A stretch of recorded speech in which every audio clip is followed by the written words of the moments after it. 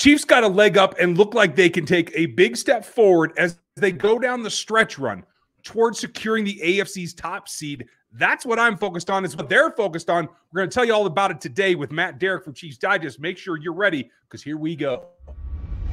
From the land of the free and the home of the Chiefs, this is the Locked On Chiefs podcast. Welcome back, friends and neighbors. A lot going on here. I'm Ryan Tracy, the founder of Rogue Analytics, Performance Consulting, as well as RGR Football and NFL 33. Thanks for making us your first listen as part of the Locked On Podcast Network. We're free on every platform, so it makes it easy. We're here 5 days a week. Check out another Locked On show for your next one. I'm talking a lot on the draft show about my personal feelings in building teams. Make you check out Locked On NFL Draft. It's fun. Matt Derrick is here from ChiefsDigest.com, the man on the Chiefs beat that knows it all. He's here to set us straight because I am about to kind of let myself get a little ahead of myself. Could this become the best wide receiver group in the AFC here if everybody gets back, Juju recovers, et cetera, et cetera? This looks like it's taken a serious step forward for me. You can certainly, at least at this point, make a compelling case for being the deepest wide receiver group. I mean, they've got plenty of bodies to throw at it when this team is healthy. And yeah, I mean, from 1 to 6, 7. I mean, if you go down to the practice squad, I mean, you're feeling pretty good about the squad right now.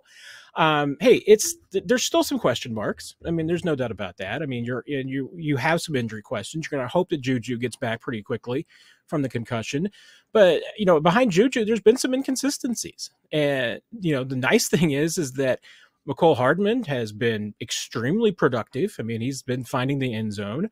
And after this weekend with Kadarius Toney, I mean, I still have modest expectations for Toney, but at this point he's exceeding them. So I'm not gonna put a break on your expectations because he's already topped mine. Right. And that's kind of where I'm coming from too. Like, I didn't expect it to be that impactful right away. And because of that fact, the fact that it's such an ad-lib nature, his touchdown was what, the 5th read on that play progression. Just the fact that he makes himself available on top of getting Mecole back. And hopefully very soon we'll find out about Juju, and hopefully he recovers pretty quickly as well. That's what's got me feeling like, yes, you have to guard against what we just saw in losing one of your top targets to an injury of some kind. But for right now, it looks like they're very well organized. They have a lot of guys that can step into a role if needed. It begs the question, and I've been getting this a lot lately. I know how I feel. I want to know how you feel. Does this put the Chiefs out of the market for trying to do any kind of addition? Is it just the guys that they have now 6 deep is my argument? Do they do anything else down the stretch? I like to say, wait, making a comment about an addition down the stretch after the trade deadline, as though there's somebody out there that would be an addition, and you just don't even say the man's name. No. I mean, the only guy that's out there, it's on the free agent market, that could step into this room and be impactful at any point whatsoever would be Odell Beckham Jr. And no, I mean, the Chiefs are not closing that door. I mean, absolutely not. I mean, they want to win a Super Bowl, so they're going to throw as many weapons at this as they possibly can. If OBJ wants to come to Kansas City, I'm fairly convinced that the Chiefs will try to make it work. Question's going to be if he wants to come to Kansas City and whether or not the Chiefs feel like he's ready and healthy and can contribute. If anything, they've got to be encouraged by what Toney has done, because this is a guy who is not as accomplished and experienced as OBJ, and yet he's finally cracked through the puzzle of, how do you take a guy like that and get him to fit in immediately? The Chiefs, and hey, maybe we have been so hard on, and maybe I have been so hard, I'll put my name onto that, on midseason additions in the receiver group, because the ones that the Chiefs have done before have largely have a certain age, maybe past their prime, maybe a little out of, football shape. I mean, there could be a lot of reasons why it hasn't clicked in the past, but still at the same time, it's really hard to come into an Andy Reid offense and pick up big chunks of it. Even with Kadarius Toney, I think Toney is absolutely maximizing and making the most of the opportunities that he can get. I mean, he had 28 snaps on Sunday. Hey, a handful of those were decoys. I mean, he's out there to just be like to a degree on the touchdown. He's the 5th option. He's the 5th target. He's out there to just, attract some defense, maybe do some pre-snaps motions. I mean, those are things that you can get a guy like that to do with his speed and athleticism. I mean, it's a way to get other guys open. But they also have specific packages designed for just him that they work on during the week and are able to install. You can do the same thing if the Chiefs were to bring in another receiver, OBJ. Mm-hmm. So, no, it doesn't close the door. Does it impact OBJ's decision about whether to come to Kansas City? Because maybe he thinks there's too many mouths to feed? Maybe. Mm-hmm. And if that's the case, Chiefs, you're fine. You got plenty of mouths. That's a good problem to have. So I don't think it's bad. If anything, I think, to a degree, Tony's success maybe makes it a little bit easier knowing that you could bring somebody in and fit them into this offense without a lot of worries. My big thing is that I think that makes it more plausible that you can hold off signing and therefore reduce the number of game checks that you actually pay out, and give a guy that's coming off of an ACL but has had a lot of success an easy time fitting into it. A guy that doesn't have to run 40 routes in a given ball game. He just has to fit in with the other 6 dudes. Now, the 6th dude, and I'm not even sure that he is the 6th dude. You'll tell me in a second. But a lot of concern around Chiefs Kingdom about what this does for the development of Sky Moore. And I don't think it does anything, in my opinion. I think he's on a slow train. He's progressing gradually. Maybe it isn't as fast as maybe would like. Maybe it isn't as fast as I foresaw it, to tell you the truth. But I don't think that stops his train from moving forward. Do you? No, I don't think it does at all. I mean, to a degree, I'm not even sure that, this has really impacted him. I mean, certainly with the injuries, with Howard Hardman having the injury, frankly, Tony didn't even take up the full workload of Mecole Hardman's usual snaps. I mean, Hardman's been averaging 38 snaps a game this season. So only having 28, I mean, that wasn't even Hardman's complete workload. So anything that right now Tony is doing isn't affecting what Sky Moore would be doing at all. And maybe to a little bit of degree, maybe it's some of the specific routes. Maybe it's, maybe there's a package that's in there for Tony instead of one for Moore.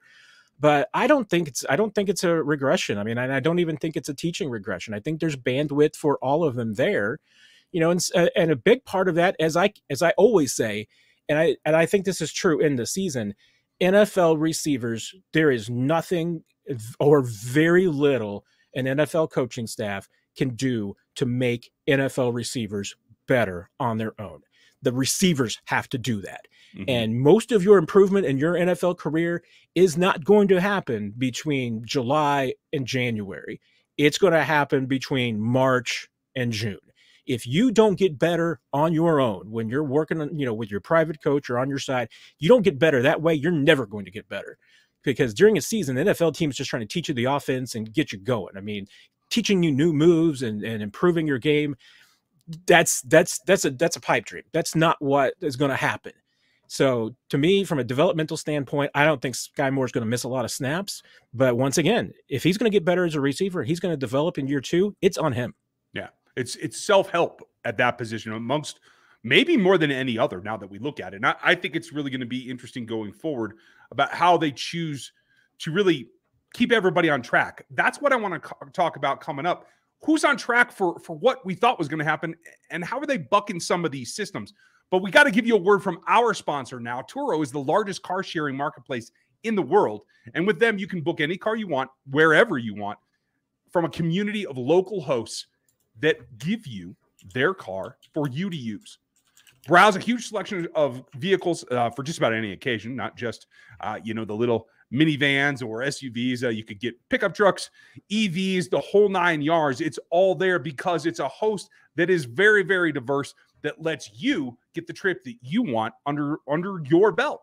Every trip is backed by liability insurance. Terms, conditions, and exclusions do apply, but it makes it super easy. So forget about boring rental cars and find your drive over at Turo.com. That's Turo.com for your ride.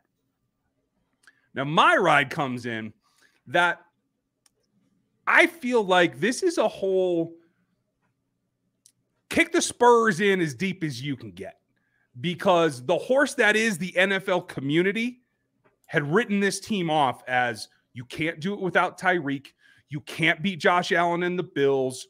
You are going to take a step forward. And you, meaning Patrick Mahomes in particular, he is now on pace, the favorite to be the MVP. Is on pace to get to 5,000 yards. He can see 50 touchdowns from here.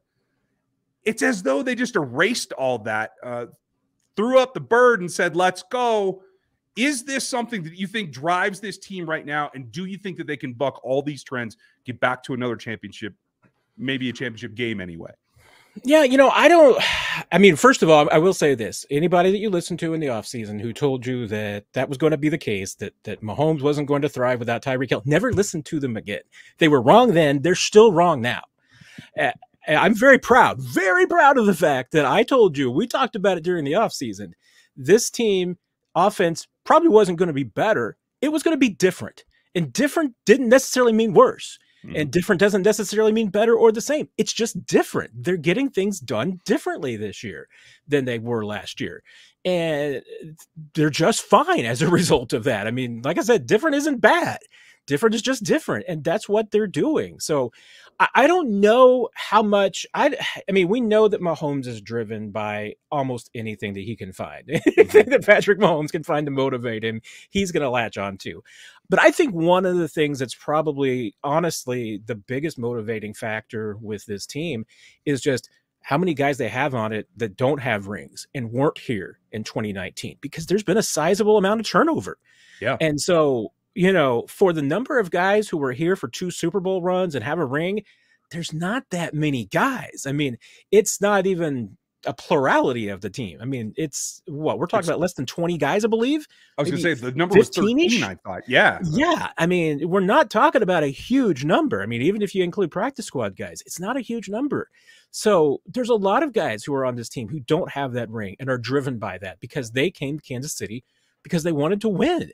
So I think that is overarching the biggest motivation that this team has, is that it has so many hungry guys on it. And the ones who are still here, I mean, that's the great thing. Patrick Mahomes or Travis Kelce's, these guys never stop getting hungry. I mean, the reason why they're still here on a championship team is because they want more. They're not satisfied. So I think you got the best of both mixed there. I mean, you got the guys who want more, and you got the guys who don't have anything yet, and they're trying to get there. Well, it's funny that you bring that up, because the position group we were just talking about in the first segment, the only wide receiver that's still on the roster from that Super Bowl championship is McCole Hardman, who we know is coming up on the end of his initial contract. We don't know what the future holds for him. It could be wholesale change beyond this season, and maybe only one wide receiver that gets you back there. Correct me if I'm wrong. The only edge that is still on this roster from that year is Frank Clark. Obviously, that's a giant contract. So you're going to play through that. The question becomes to me is, can they continue to build on what they have? I think Trent McDuffie's return was so pivotal that we're not giving it its due, because he actually allowed a reception for the first time in his post-collegiate career. But that rounding out what is a corner group that is now led by the elder statesman that is, 3 seasons in L'Jarius Sneed, that's a whole other thing. That those 2 positions on the edges, the most explosive edges of any NFL field, are so new for this roster. I think that actually plays into the hunger that you were just talking about, and that they can push to get back. I think that's the big plus on this roster right now, is the youth at specific positions of speed and outside are what can drive them to another championship. Yeah, and and we talked about this probably a month or so ago when Trent McDuffie started getting close to coming back, which was hey, how is this going to impact guys like Jalen Watson and Joshua Williams, who were filling in the meantime, and is it going to be tough for them to accept a smaller role? Well, part of that was helped with the Rashad Fenton trade. There's a little bit, there's another place to put those guys. But these last 2 games, we've seen the Chiefs are developing a pretty effective 4-player rotation. Watson and Williams are sharing that 3rd spot. And, had Watson not gotten banged up against the Titans mid-game, he would have played more snaps in that one. You're seeing those 2 kind of doing a job sharing in that 3rd spot, and it's working pretty well. So Dave Merritt is really handling the workload for that group very, very well. And so I think you're seeing the experience that those young guys got when McDuffie was out has been paying off, and McDuffie is being exactly what you expect of a first-round cornerback who is supposed to come in and be able to play immediately. That's a position that you don't expect a lot of, maturing and growth. I mean, that's why nobody's going to be too hard on George Karlaftis yet for not putting up a huge ton of numbers. because that's a position that, especially like a late, edge rusher, first round edge rusher, is going to take some time. I mean, it's only the elite early first round guys that you expect to be able to come in and start rattling off sacks at the top. But no rookie comes in and, puts up 15 sacks or anything remarkable like that. They all need some time to adjust to the speed and the strength at that level. So you're saying, hey, Karlaftis is going through those growing pains. And I think you've seen, overall, he's, I think, now leading or tied with, for the most pressures for, a rookie edge rusher this year. That to me is on course. Yeah. So I think what you're seeing with the rookies in the rotation right now has been very successful. I don't see any position right now that's a huge concern of depth. I might say that, if you get an injury amongst one of your two big linebackers, because I don't know how you replace Nick Bolton on this team, for instance. If you lost to Nick Bolton, that's the one I think would be the toughest. Yeah. But, these young guys, the way they're playing, and they're pushing the older guys too, and that's what you want on a roster like this. Yeah. For the record, Karlaftis is tied with Aiden Hutchinson, the number 2 pick, for the most pressures. And they're both 4 pressures ahead of the number 1 pick that the Chiefs just played last week in Walker, who isn't even getting the snap win percentage that George Karlaftis is. So he's another unheralded at this point. You talked about Jalen Watson. He was pivotal in the last matchup against the Chargers. That's another thing that the talking heads of the NFL world thought Chargers were going to be in the driver's seat this year. We're going to talk about why they're not and what has to happen this next game coming up after we get a break from now our friends at LinkedIn. It is time for a word from them. As you gear up for fall, you need to find the right people to help your team and your small business fire on all the cylinders. LinkedIn Jobs is here to make it easier for you to find the people that you want to talk to faster and for free. I'm always looking for good content creators, graphic artists, et cetera, et cetera. It makes it simple to just create a job in minutes on LinkedIn Jobs and reach your network and beyond to the world's largest professional network of over 810 million people. You add your job, and the purple hashtag hiring frame comes in on your LinkedIn profile, and it spreads the word to your network as well as others that you're trying to find the right people to hire. LinkedIn Jobs helps you find the candidates that you want to talk to faster. And did you know that every week 40 million job seekers visit LinkedIn? Post your job for free on linkedin.com/LockedOnNFL. That's linkedin.com/LockedOnNFL to post your job for free. Terms and conditions do apply. And from our friends at Bet, we got to get in there as well. When you need to get into the action, BetOnline is the fastest and easiest way to check all your betting information for all your betting needs. Find all your favorite sports and events at the #1 source for all the odds, lines, games, and everything you need to get your money on the line in a smart way that gets you ready for whatever season you're looking for, whether it's this football season, could be baseball, NFL, NHL, NBA, even the golf and the combat sports are there at BetOnline. It continues to be the top resource for all of your sports wagering information, your live in-game betting, podcasts, scores, everything that you need to get covered. Head over there to BetOnline. It's easy to get to their website from any device, including your phone. It's BetOnline, where the game starts. Now I want to go backward in time because when we were at training camp, it was Chargers have to get through. They're going to break through this year. They're going to deal with all the injuries. They are #1 in the West. Patrick can't pull it off without little number 10. It's all over with. I enjoy the fact that 10 games later, we're looking at a very different situation, but that brings this game back into focus. The #1 and #2 in the division. Jalen Watson made a big play in the initial meeting. He might not even get the majority of the snaps on the third cornerback spot this time. What does that say about the progression of this team? And what does that say about what you expect them to be able to do against the Chargers? Yeah, I mean, the reality, frankly, between these two teams is that they're going in absolutely opposite directions from where they were in week 2. Week 2, I think the Chargers were absolutely at their best. I mean, they were at their healthiest, which was a big part of it. And now they got 11 guys on IR. I mean, and they've got just coming off a game where they were playing without Mike Williams and Keenan Allen. I mean, you absolutely put a quiz in front of me right now to name the starting wide receivers for the Chargers. I could not tell you who they were. I mean, that's how bad things are for the Chargers right now. And I mean, that's why they're 5-4. That's why they're scuffling along and everything. I mean, it's to a degree, it's the exact same thing that happens to the Chargers every year. The pundits award them the AFC West Championship in June for the 6th year in a row. And by midseason, they have the championship for most guys on injured reserve and games missed all season long. They're snake bitten. I mean, it's just seems to be what happens with the Chargers. It doesn't matter where they are. Right now, the Chiefs are, the better team. And you're right. I mean, they're going to, in that secondary, what they're going to be going up against is frankly just a group that's a lot more experienced than it was 8 weeks ago. I think that's why it's really encouraging for the Chiefs in this rematch, that I think that the better team, because anything that the Chargers picked up on as far as its secondary goes, I think you can throw out the scouting report, because I think it's a bit of a different group. And I certainly think defensively across the board, even when it comes to, some of the things that Austin Eckler can do against you on the ground, I think it's a different team than they saw in week 2. Yeah, I have to agree. And I know there's rumor that Bosa could be back, Allen could be back, Williams could be back. It's the Williams versus Williams matchup that I'm most intrigued by, because if Mike is back on the field, he has had this knack against the Chiefs secondary in recent years, but obviously didn't have the opportunity really in the first game.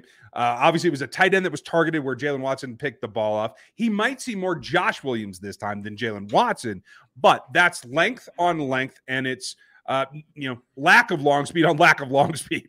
But I wonder, do you think that, given what Trent McDuffie's shown so far, if he is available, is this a cornerstone of what the Chargers have to game plan in trying to get Mike Williams on the guy that came into the league with, hey, his arms are too short, he can't play against the big boys?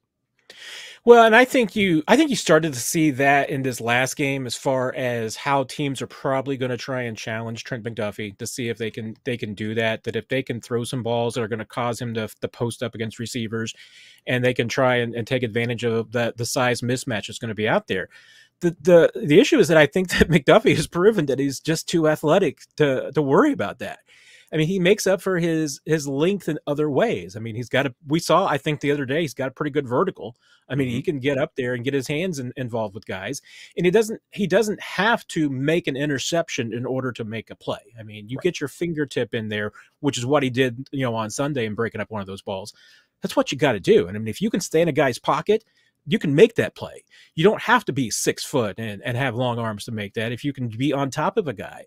So I mean, I expect teams are going to test that, and I would absolutely, if I'm the Chargers, that's the matchup that I would try to test and see if McDuffie is all that. I think he is, and I think he's going to be able to live up to it. But I think it's a great example, because I think Mike Williams is one of those guys that absolutely fits into that category about what the Chiefs were trying to do in this draft, because they didn't go to a Super Bowl last year because they could not guard big physical receivers, and they played for Cincinnati. But Mike Williams is one of those guys too. I think that not only was a cornerstone of what they've done, but it's proven to actually pay off. And that's, I think, the bigger plus here. On the offensive side, we've seen a little bit of tweaking lately. I really like this last game plan where you had more balance, you had more run, more effective run. The play call was still in the 30s. It didn't get up to 40%. And we can still work on that, just saying. But when you take a look, like you mentioned Eckler, we're going to see some run from him. Do the Chiefs come back and try to do what they did last week and make sure that they pepper and they run hard? And does it mean Pacheco gets the start again? And does it mean that they have to try to feed him a little bit more?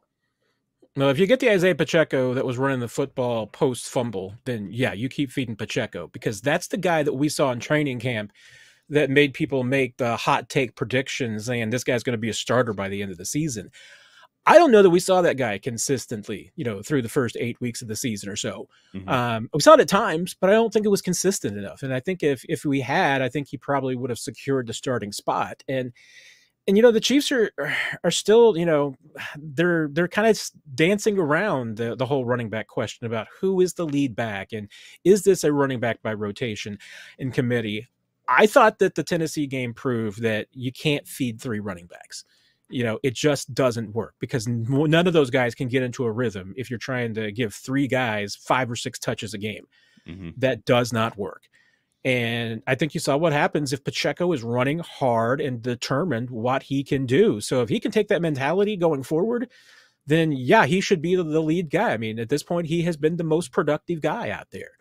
You're still going to see plenty of Jerick McKinnon because he's the guy that the Chiefs trust in passing situations, third downs, protecting Mahomes in the backfield. He's still your better block. I mean, there's going to be absolutely plenty of room for Jerick McKinnon.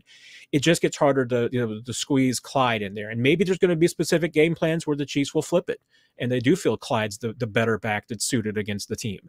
Maybe we will see that. But there's no doubt. I mean, the Chiefs have to run the football effectively. And I would even say, to your point, that had the Chiefs run the ball a couple of more times, once again on Sunday, there were a couple of times that Mahomes pulled the RPO and turned it into a pass when he shouldn't have. And frankly, anytime that you see the Chiefs get an illegal man downfield, it's because Mahomes went to the pass and the RPO and didn't pull the trigger because the play wasn't there. And if the play wasn't there, it means you should have run the ball. Hindsight's 2020. I like that, though. When it comes down to what happens in this game, I think we could see a little bit of a switch. Obviously, Tony Sky Moore had been a lot of conversation. If McCole still misses, if Juju's out, I think we could see I don't want to say regression, but a return to the bigger formations. Jody Fortson looked like he's agile and back in the groove. Noah Gray's been contributing lately. Do we see like the heavier packages, the 3 tight end stuff this week against the Chargers? We could very well. I mean, I think that the only negative I thought, that really came out of the last game in the run was, in particular, was just that some of the Chiefs' heavy formations were a little too obvious. Team just saw what was coming. I mean, the Mike Burton fullback play at the middle. When 80,000 people in the stadium know you're going to run it, it loses a little bit of its effectiveness. So they've got to have a little bit more, unpredictability and certainly more efficiency in those situations when they're going with some of the bigger formations. But I mean, that's still the bread and butter. I mean, it is something that they want to do, but they got to be able to run the football, effectively when they don't have all those guys out there. That's the tough thing, is that, they just haven't always been able to do that. So there's still work to be done on the ground game. I mean, they threw in a few new wrinkles last week that were clearly effective. Keep doing that, I think absolutely, and mixing some things up. But yeah, I mean, getting Fortson back should absolutely be able to let them do a little more 12 and 13 personnel that they do favor. I'm looking forward to that. I hope that you guys are. We're not going to put Matt on the hook for a prediction here, as we don't have updates on significant injuries. We'll have those for tomorrow. And if you want to know the inside scoop, make sure you check ChiefsDigest.com to get the updates from Matt himself. I will relay them later after I record tomorrow night. So thank you for your time, Matt. Appreciate you giving us the scoop and letting us know where it's at. Always a pleasure. Take care, everybody. You guys have a great day. Chris will be back with the crossover tomorrow, and then it's on. We'll get you ready for the Chargers game. Thanks for listening today. Like, sub, hit the bell, and check out Locked On Sports Today for all your sports information. I'll talk to you tomorrow.